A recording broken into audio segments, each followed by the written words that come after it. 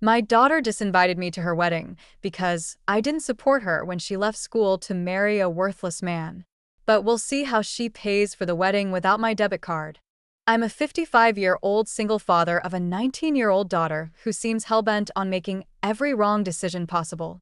I thought I had done my part in raising her to be smart, caring, and independent, but apparently, none of that worked. Here I am, watching her marry a guy who is a walking red flag and ruining her life while also ruining mine. Maybe this is one of those tough love stories, but honestly, I'm at my limit. My daughter, Meg, has all the potential in the world but no intention of using it. She wanted to take a 2-year break from school, in her words, to find herself. She has always been average in her studies, but she enjoys sports. We supported her in everything she wanted to do. Whether it was her passion for soccer or baseball, we always supported her. But when she said she wanted to take a break from her education in high school, we told her no. Apparently, she felt overwhelmed by the vast curriculum.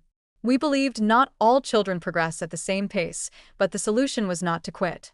It was to dedicate more effort or find help to organize herself better. However, those years turned out to be the hardest of my life. At first, she said she would focus more on studies, and I even got her tutors.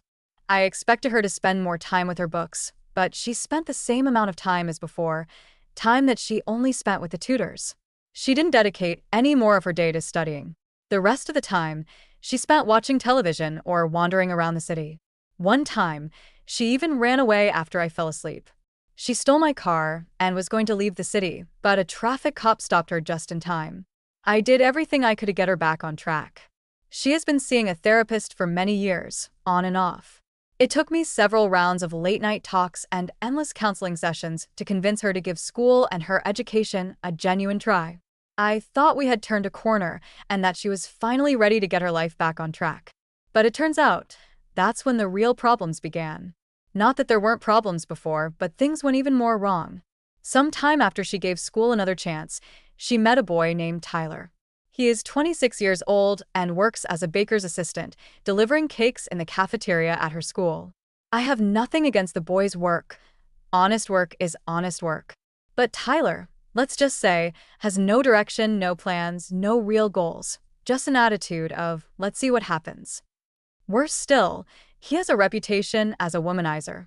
He was married once when he was 21, and the girl was 20. They broke up in 6 months because they realized it wasn't working. Now, my daughter is completely in love with this guy. Apparently, he was dating a classmate of Meg's, and suddenly, he met Meg, and they connected. As they say, the rest is history. At first, he was still nice and respectful while things were casual. But recently, he dropped a bombshell. They were getting married. At first, I thought he was just messing with me. Sometimes, Meg would, but when I asked for details about the relationship. Get this straight. I'm a single dad. I also thought she was just being rebellious, like a teenager blackmailing me to get something. But when she told me the details, I was completely shocked. They had even already set the date, which is next month. She was serious. I was completely floored by her decision. She continued saying that they were soulmates, and that age doesn't matter. However, from what I know, Meg's classmate was her soulmate. But according to her, nothing matters. She is blinded by this fantasy, so caught up in the idea of romance that she can't see the reality in front of her eyes. She is 19 now, and Tyler is 26. She still hasn't finished high school and has no plans for the future. With her rebellious phase, she has wasted time and hasn't graduated yet. The boy didn't even finish middle school. He doesn't have a proper job. He works as a delivery boy at his parents' bakery. And here they are, planning their wedding. I asked her, "Do I have a say in this?" She told me I was only allowed to smile and hand her over nicely if I wanted to attend the wedding. She even said I was lucky to have been told about the wedding. Some of her friends didn't even tell their parents until it was done. I don't know what kind of friends those are, but I don't think they're the kind of friends she should listen to. I asked her if Tyler even had a house, and she said he lives in a studio but plans to move into a 1-bedroom apartment. I told her, "We both live in a 3-bedroom house with a walk-in closet. Do you think you could live in a studio?" She answered angrily, "Why don't I hang out there all the time? Why can't I live there? Do you have an answer for something like this?"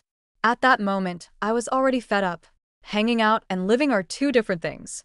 I tried to make her see reason by telling her that she still has to finish school, still lives with me, and survives on my credit card. How the hell is she going to adjust to a new life without education, work, or money? She was in no mood to listen and said she is getting married whether I like it or not, even if that means going to the registry office. Desperate, I told her I wanted to see the boy first. She agreed to organize a meeting this weekend. Honestly, I'm terrified. I don't know what to say. She tells me she's an adult and can do whatever she wants. Legally, yes, but 19 is still not the right age to get married, at least not in our culture. I immediately called Meg's mother, a person who simply does not care about her daughter. She is too busy in her own world. Meg's mother and I divorced 8 years ago and became co-parents. She remarried soon after, which did not sit well with Meg. Their relationship became complicated when, a year after her marriage, she had a girl. Meg felt insecure and neglected with the arrival of the baby. Then, a year later, her mother gave birth to twins. Since then, she has had no time for Meg. In my case, I haven't been dating anyone all this time. Between my job to earn money and my full-time job as a father, I didn't see the point. What should I do? I'm really on edge.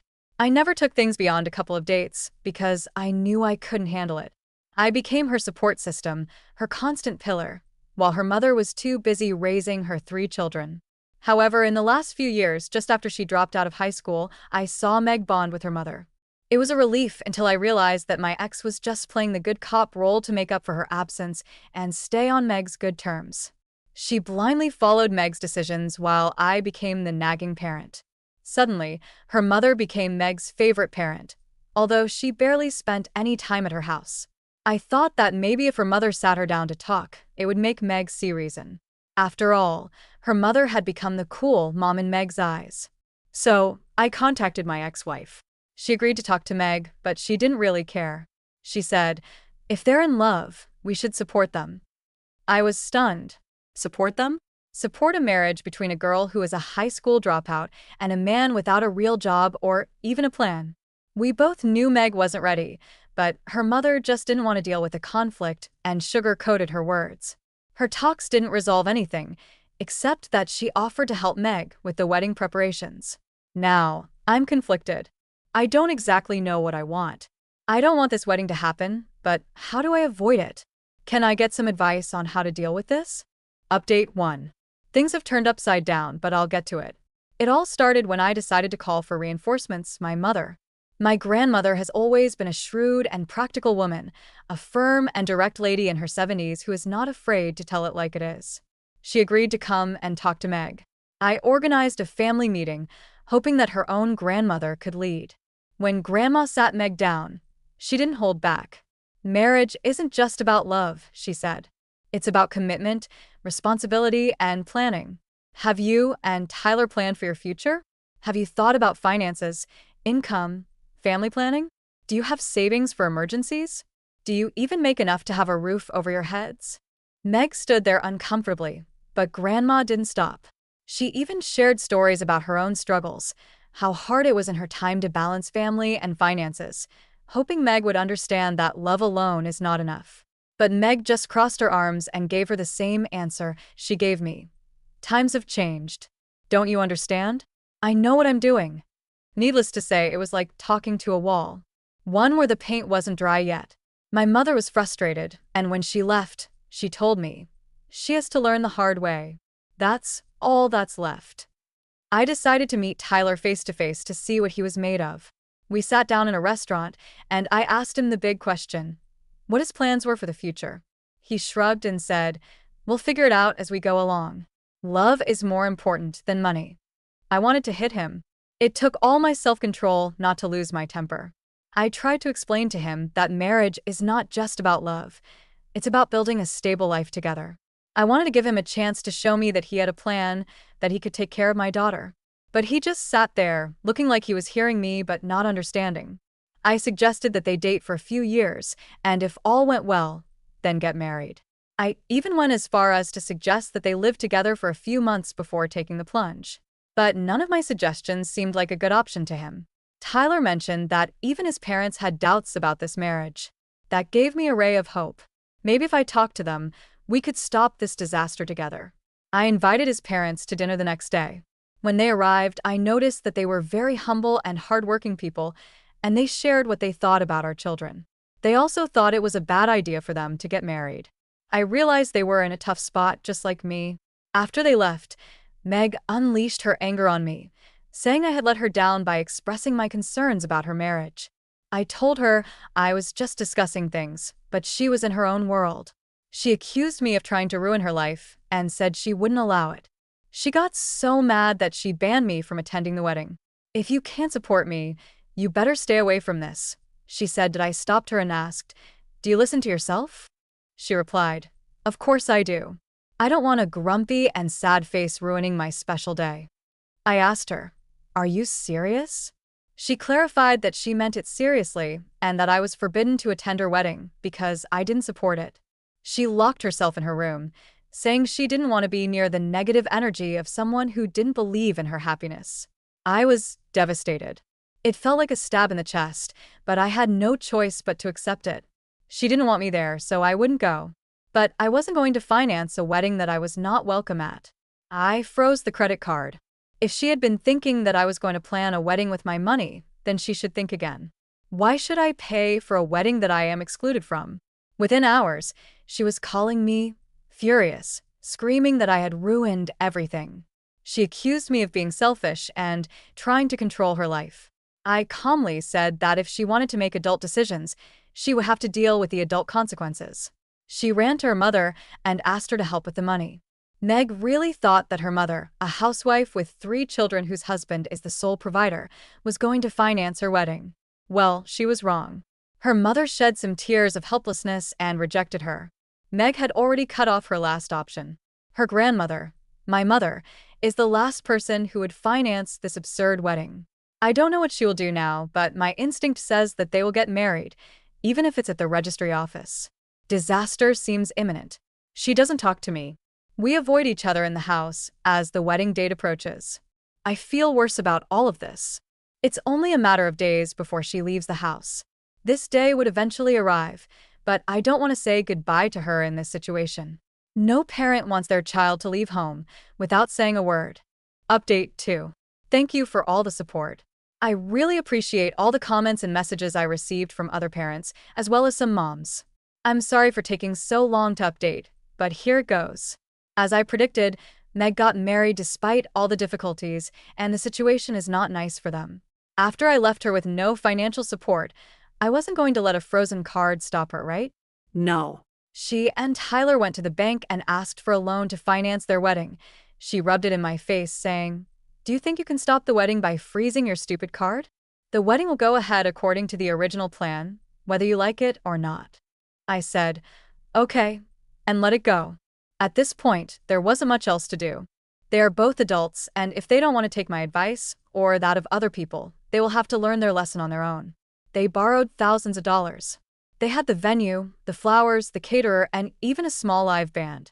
Tyler's family wasn't thrilled either, but they showed up, looking miserable the whole time.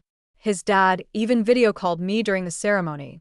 My friends helped me where they could, although some of them didn't think it was a good idea either. Her close friends even tried to reason with her, but she pushed them away, convinced they were jealous of her happiness. They weren't. These were the same friends who got married without telling their parents, in case you were wondering. She was isolating herself from everyone who cared about her, just to hold on to this illusion of a perfect wedding. One of her childhood friends, who is also our neighbor, called me after the wedding and told me the details. She said, "You don't know what's wrong with her. It's like she's in a fantasy world." It hurt me. I felt pathetic for being excluded. I know I was against the wedding from the beginning, but I never wanted to miss one of the most honorable and precious moments in life, walking my daughter down the aisle. But she took that honor away from me. When she left the house, it wasn't the goodbye I wished for my children. I don't agree with what she did, but I can't wish her bad luck in life either.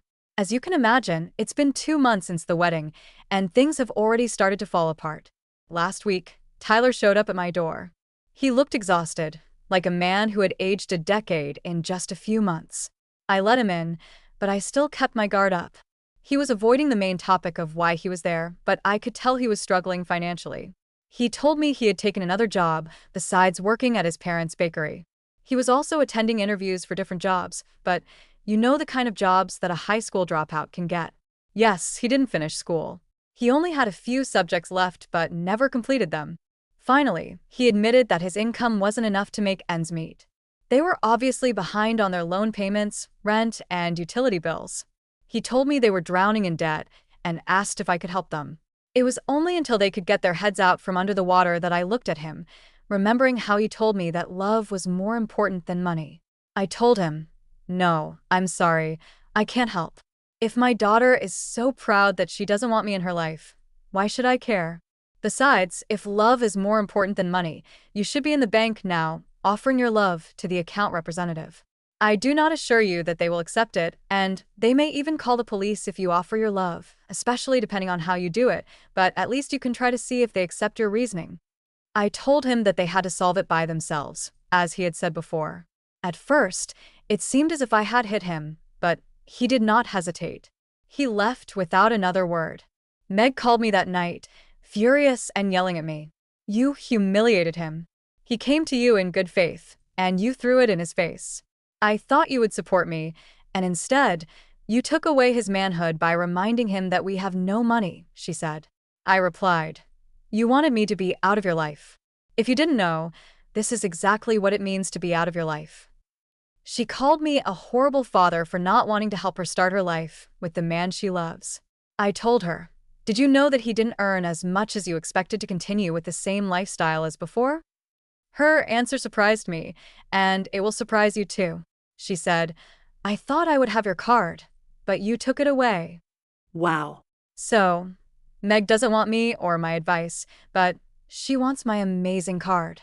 I told her, "You know what? You deserve every part of the difficulties that you face. Maybe I was protecting you too much, and I gave you more than necessary. This should serve as a lesson to you." She was yelling something, but I hung up on her. The conflict didn't end there. Her mother was furious with me for letting her suffer and accused me of ruining my chance to have a happy life.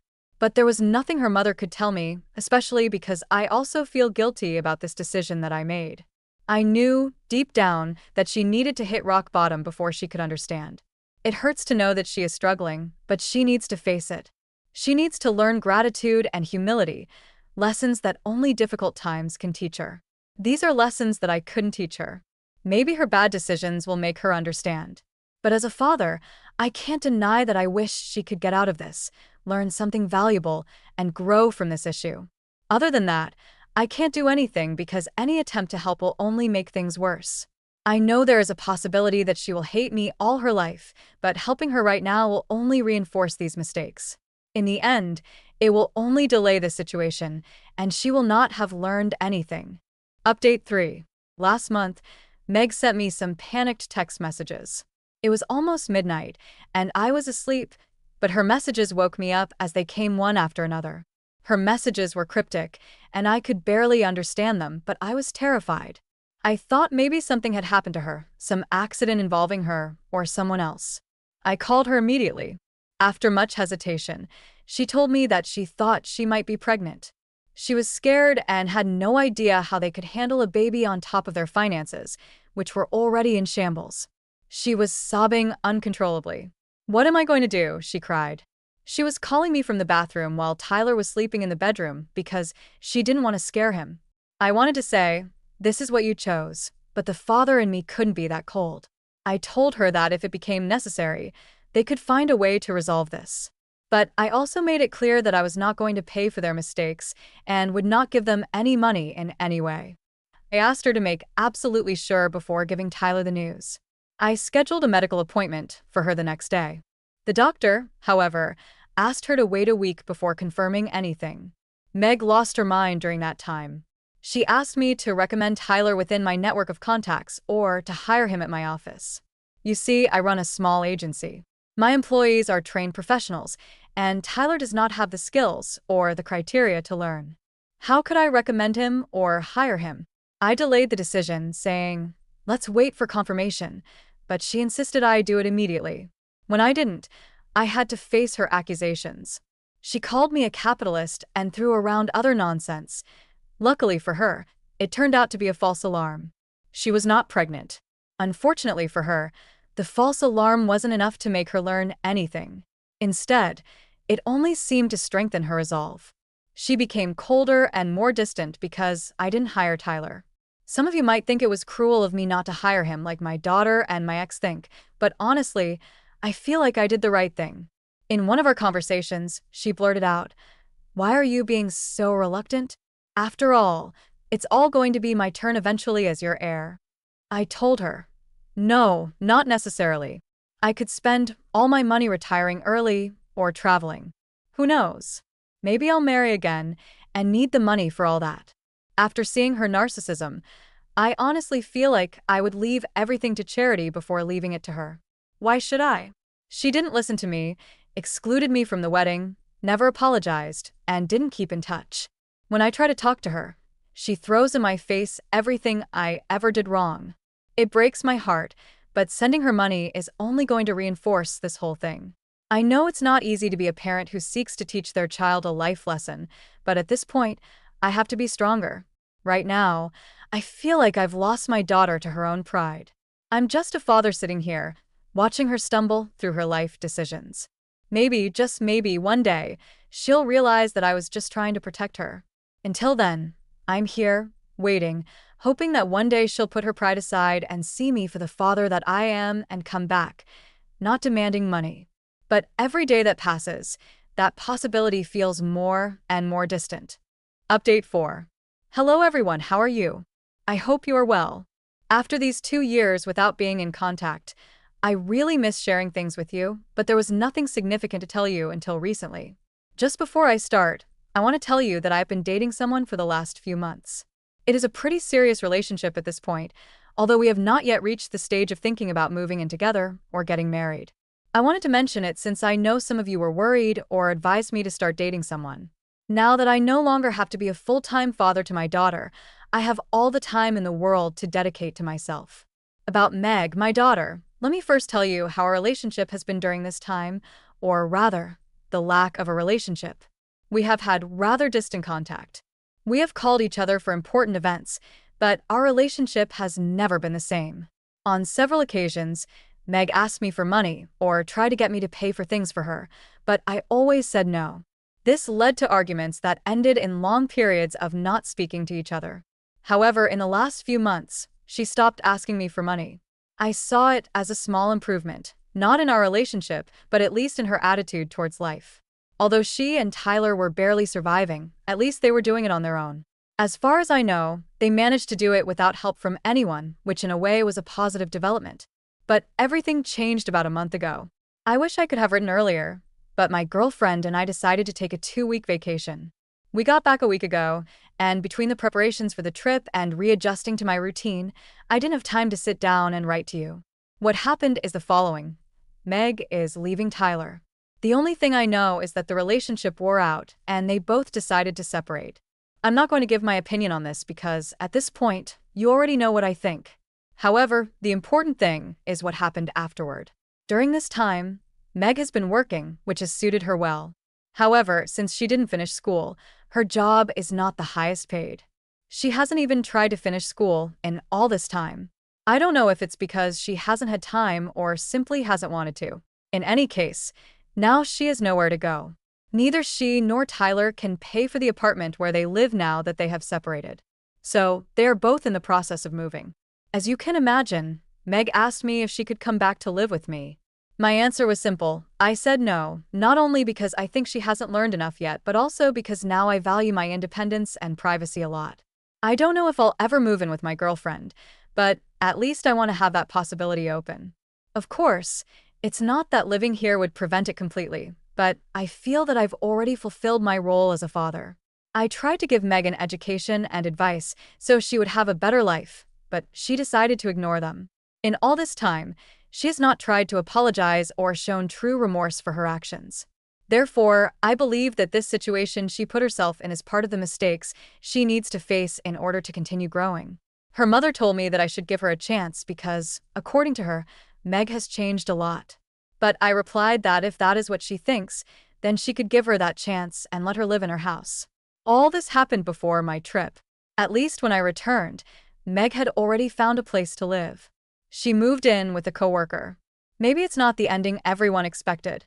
At least I know it's not the one I was hoping for, but sometimes life gives you these situations. I was hoping that Meg would mature, finish school, and get a better job. But if she doesn't try to change, no one else will be able to do it for her. What do you think about this story? Have you ever experienced something similar, or do you know someone who has? Share your thoughts in the comments. Don't forget to hit the notification bell and subscribe to the channel for more amazing stories.